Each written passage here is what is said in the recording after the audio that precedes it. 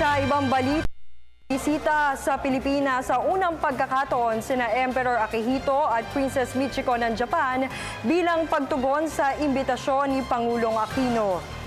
Ayon kay PCO Secretary Sonny Coloma, posibleng mangyari ang state visit sa unang bahagi ng 2016.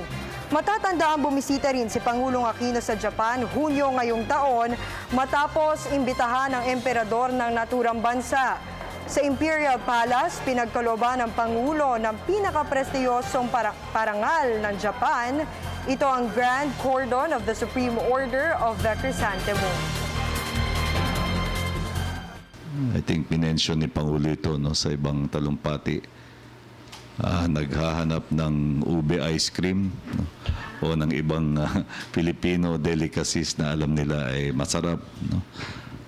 Noong kasing si Emperor at si Empress ay unang nagpunta sa ating bansa noong administrasyon ni Pangulong Diosdado Macapagal.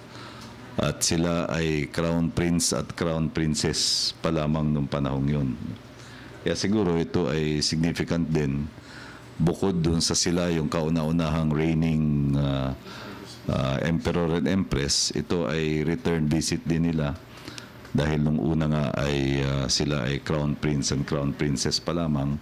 At sa kabila ng paglipas ng ilang dekada naman yun, halos 5 dekada, ay hindi pa rin natitinag yung kanilang masaya at magagandang alaala tungkol dun sa kanilang pagdalaw noong early 60s.